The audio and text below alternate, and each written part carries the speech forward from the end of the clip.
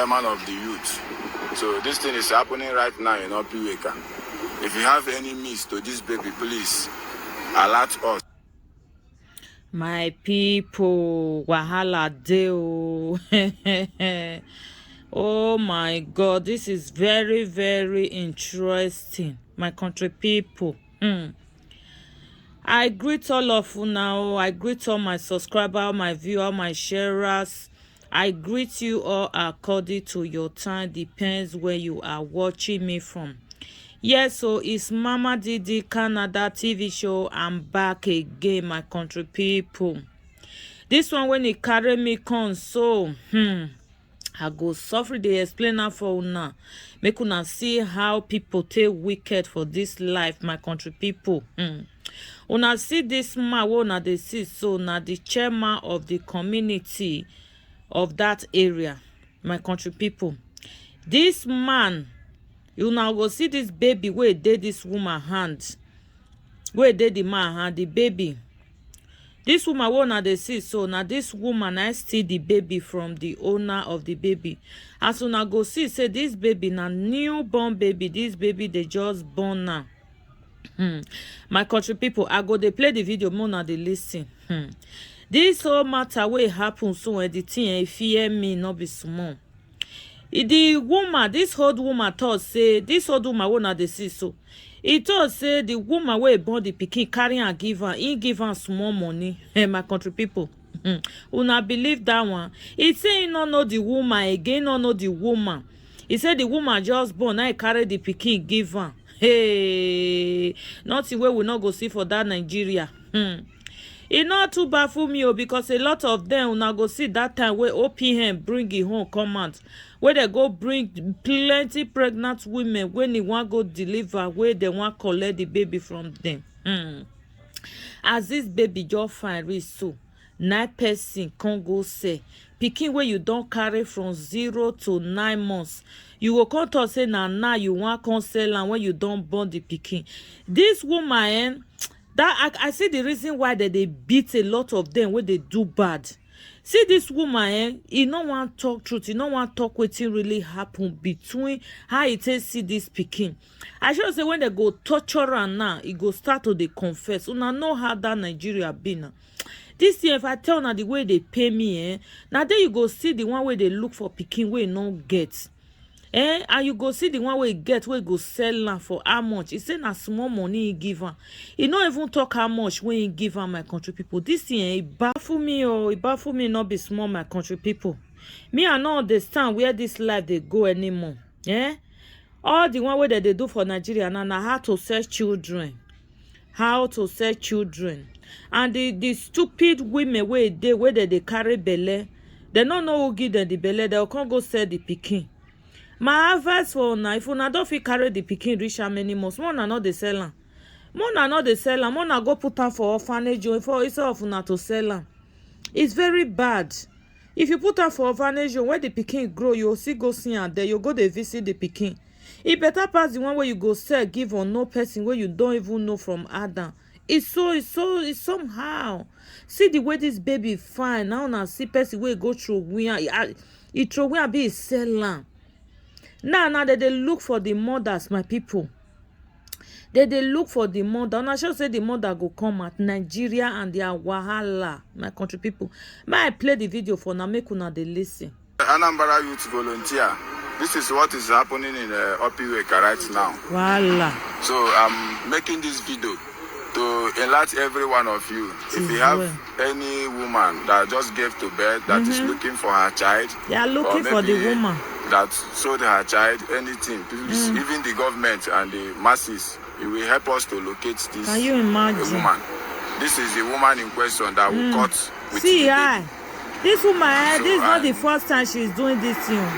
They need to give her koboko. So this thing is happening right now, you know. Sometimes when I see say that they beat some people, baby, I go they cry, not they feel watching. But so, for this woman to do this kind of thing, so he need koboko. Madam, concentrate. When I listen to what the woman want talk. The woman with the baby. According to the interview, she said She received the baby from Boko in Asaba. Na yara. Okay. She resides in Onitsha here, while she's from Enugu State. Hey. Okay. Which side in Enugu? Madam, please He tell called us which a side bad in Enugu state are you pikin. from. Amiche. Amiche Okunana. What? Enugu State. See, I.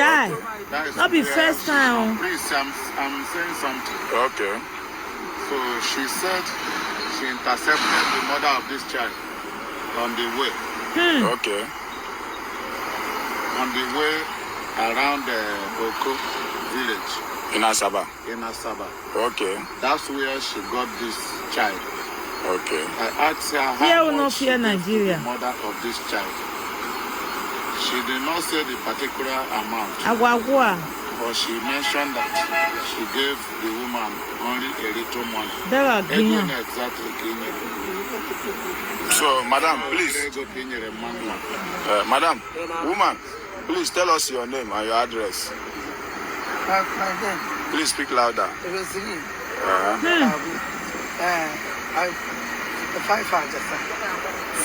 Number 5. This Ajasa one, Street, not be at where? first time. Oh.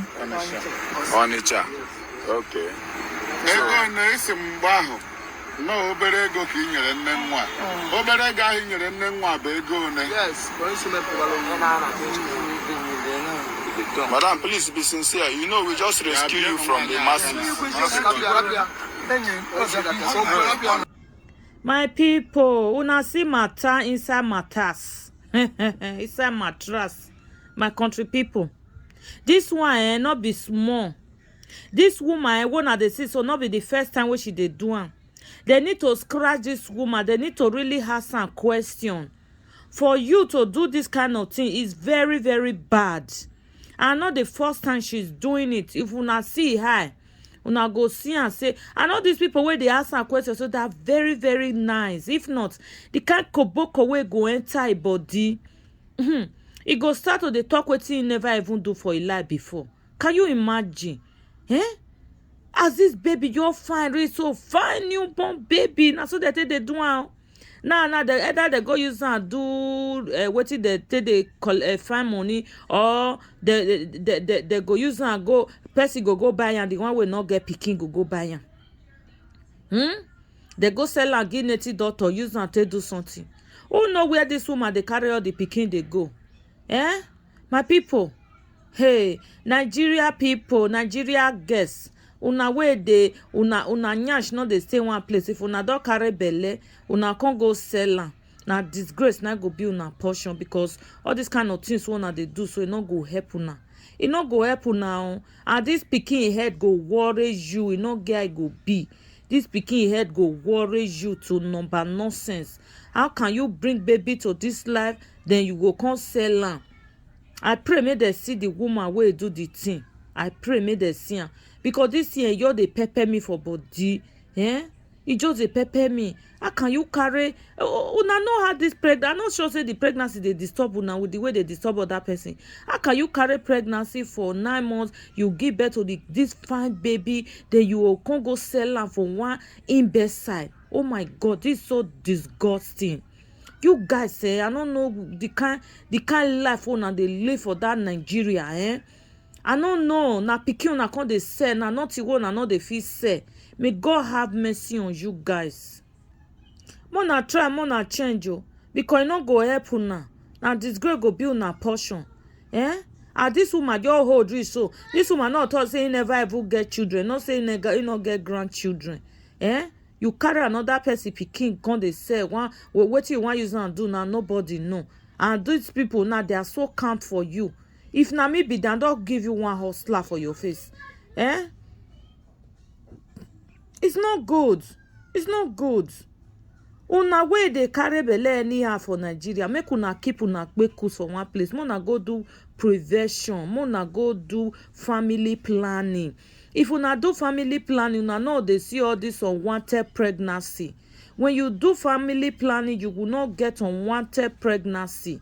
Yes. Now when you not do prevention, now you they get all this unwanted pregnancy. It's very bad. Guys, let's call a spade a spade. It's not good. How can you say this kind fine baby?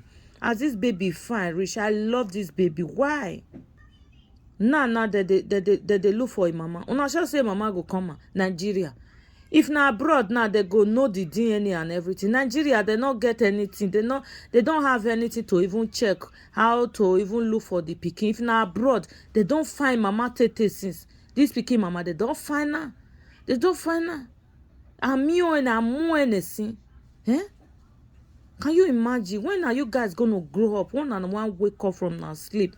Una not get light, una not get anything. You guys are so frustrating and everything in that country called Nigeria. Eh? Now there you go see as this grandmama race. So this one a grandmother where they carry another person pikin they say. Say give am small money. Can you imagine? May God have mercy on you guys. See, my people, this video just they make me the verse. I bet more than not verse the way I think they talk. The thing just they verse me, they verse me. You know, as a mother, you they see all this kind of thing, you will not be happy. It's so annoying. How can a mother do this? You that is a grandmother. How can you do this? It's very bad. It's very, very bad. More they try to balance on this thing. And you now, if maybe say you get grand pikin or you get children, if maybe your pikin go do this, what kind of advice are you gonna give to your child? What kind of advice? It's very bad. It's very, very bad. So my country people, I bet more na leave una comment under the comment section. More na tell me what you na think about this video. If maybe what this woman do na good, or the way these people take treat and say na very nice one. For me, not be very nice one. They need to beat her very well. Make the treat it fuck off for her. It's so bad. I beg, if you know say never first subscribe to my YouTube channel, please do subscribe and hit that notification bell so that anytime I upload any video, you will be the first to notify. I love you all. May the good Lord continue to bless you all. Much love and much kisses to you all. I will see you guys on my next video. So for now, I say bye.